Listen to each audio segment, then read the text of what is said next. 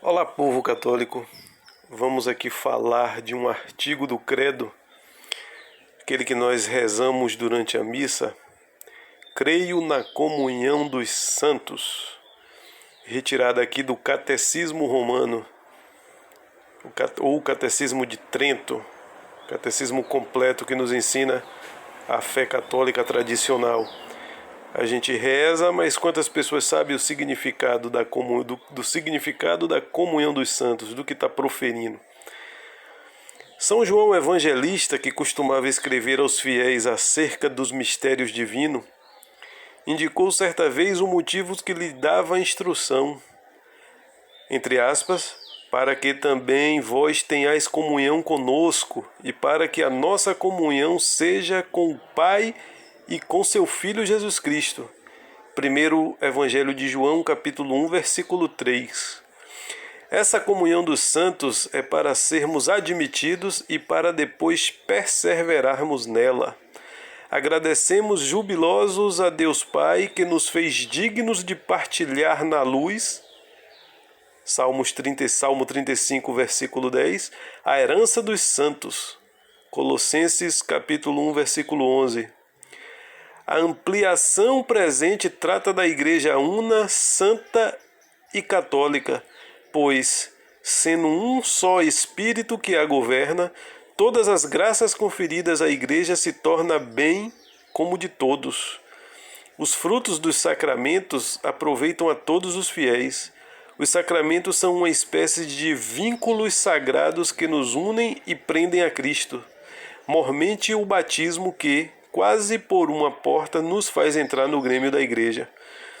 Ou seja, os 7 sacramentos: batismo, comunhão, quer dizer, Eucaristia, crisma,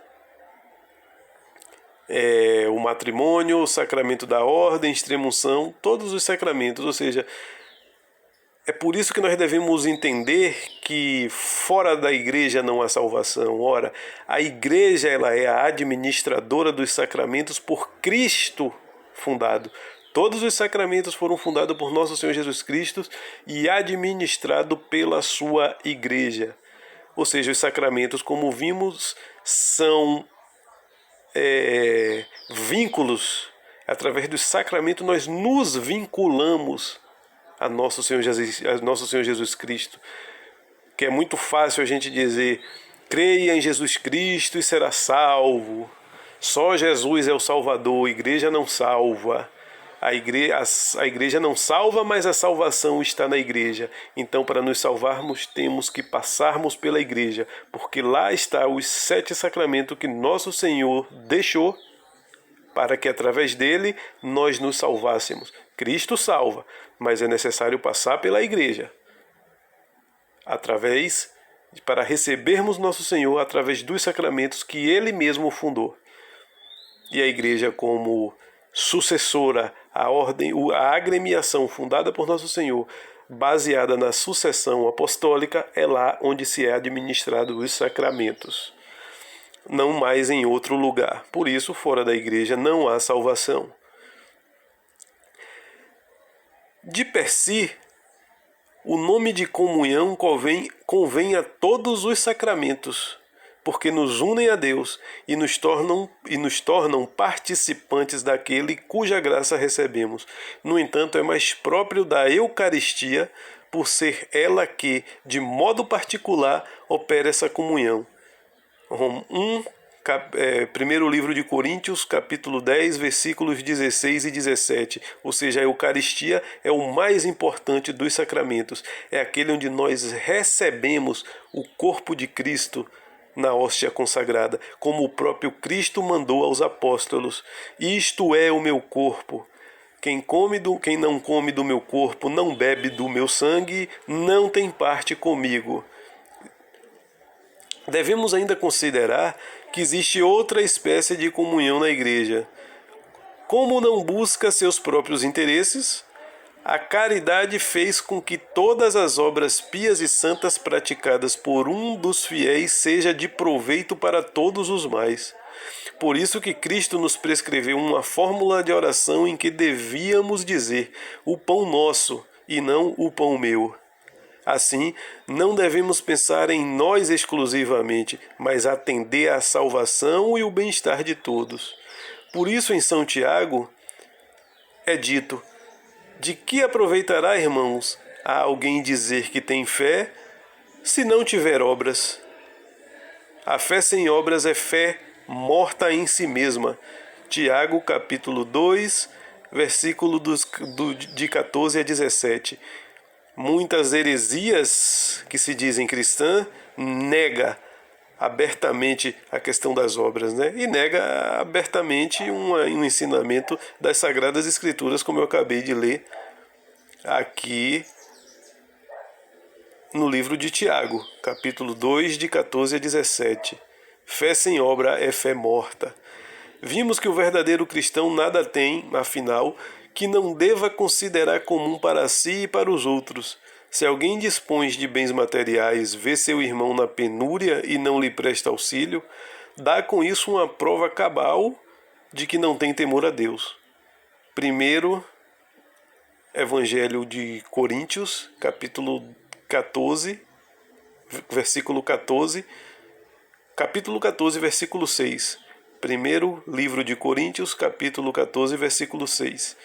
Se todos renascemos para Cristo pela ablusão no mesmo batismo, se temos parte nos mesmos sacramentos, se cobrarmos forças, sobretudo com o que comer e beber o mesmo corpo e sangue de Cristo nosso Senhor, tudo são provas evidentes de que todos nós somos membros de um mesmo corpo.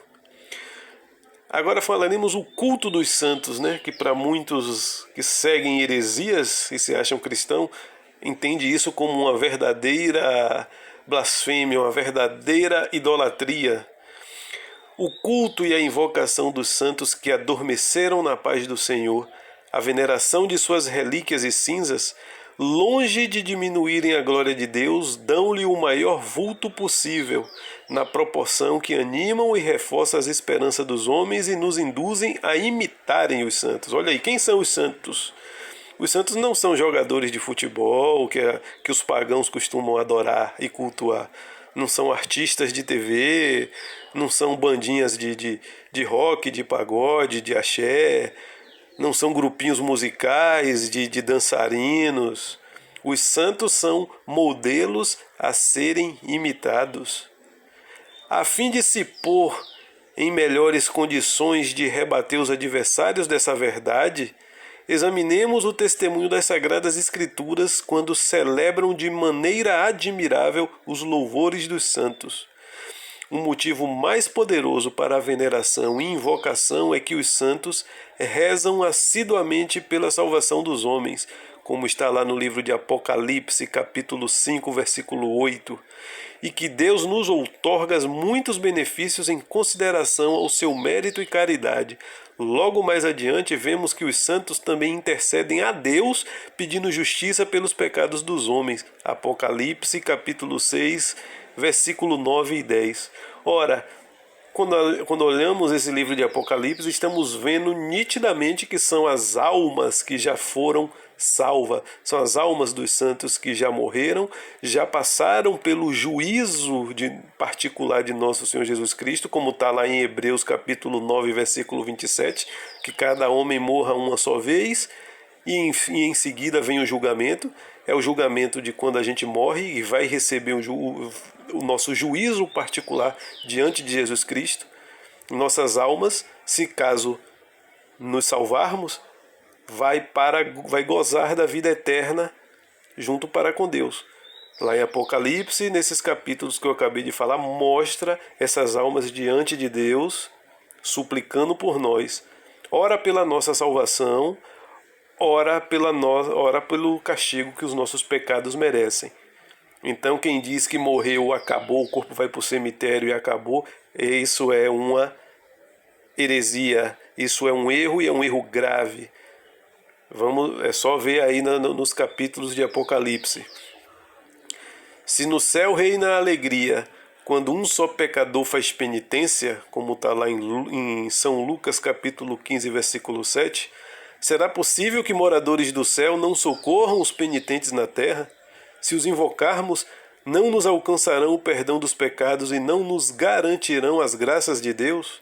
Poderá alegar-se, como de fato alguns alegam, que o patrocínio dos santos é supérfluo, porque Deus não precisa de medianeiro para nos atender? Outra confusão que é necessário desfazer: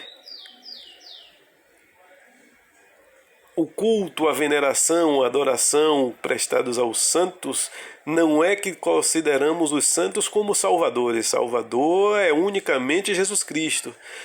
Repito, como foi dito já anteriormente lá no livro de Apocalipse, os santos intercedem por nós. É como se você tivesse em uma batalha, onde você tem de um lado um exército. Não vamos fazer uma batalha nesse nível, mas você está sendo agredido por 10 pessoas. É mais fácil você se livrar dessa agressão lutando sozinho ou pedindo auxílio a pelo menos umas 9 pessoas para enfrentarmos os 10 inimigos que temos? Obviamente que lutar sozinho contra uma multidão de pessoas é quase inviável. Por isso temos os auxílios perante a Deus dos santos e, lógico, dos seres espirituais, que são os anjos, que Deus coloca aí à nossa disposição, principalmente o nosso anjo da guarda. Então é necessário desfazer esse mal entendido que é provocado, logicamente, pelas pessoas que seguem heresias, que acusam os católicos de idolatria aos santos e aos homens. É falso, só Jesus é o único medianeiro entre Deus e o homem, e os santos são nossos auxiliares. Vemos já em Apocalipse os espíritos dos santos já na graça de Deus, ou pedindo pela nossa salvação, ou pedindo pelo nosso castigo.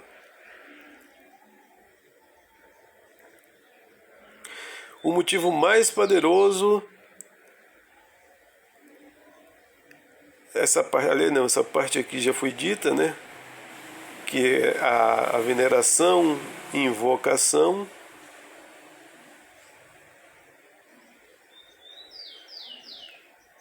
E estas ímpias asserções, né, se rebatem facilmente com os exemplos também, né? Vamos para exemplos práticos de Abimeleque e os amigos de Jó. Deus perdoou-lhes os pecados só depois que Abraão e Jó intercederam por eles. Gênesis capítulo 20, versículo 17. Livro de Jó, capítulo 42, versículo 8. Na transfiguração, Nosso Senhor recebe a visita de Moisés, que morrera antes de chegar à terra prometida. Mateus, capítulo 17, versículo 2 e 3. O culto à relíquia dos santos. Pelos milagres que acontecem junto às sepulturas dos santos, haverá quem descreia da veneração que lhes é devida e da proteção que deles recebemos. Tem gente que duvida. Homens que estavam privados da vista, das mãos, de todos os seus membros, recuperaram sua integridade primitiva. Os mortos são restituídos à vida, os demônios são expulsos dos corpos humanos. Se vestes os lenços à sombra dos santos, já antes da morte removiam as doenças e refaziam as forças do corpo, como está lá em Atos, capítulo 19, versículo 12, capítulo 5, versículo 15 também. Quem se atreverá a negar que Deus não passa a fazer os mesmos milagres, servindo-se das sagradas cinzas, dos ossos e de outras relíquias dos santos? Bem demonstrou aquele cadáver lançado por acaso na sepultura de Eliseu. Apenas lhe tocou o corpo e voltou à vida no mesmo instante. Segundo o livro de Reis, capítulo 13, versículos 20 e 21. O cadáver voltou à vida só em tocar as relíquias de Eliseu. É só olhar aí, segundo o livro de Reis, capítulo 13, versículo 20 e 21. É sempre bom lembrar também que ser santo é um chamado divino. Seja um santo, pois o Pai que está no céu é santo.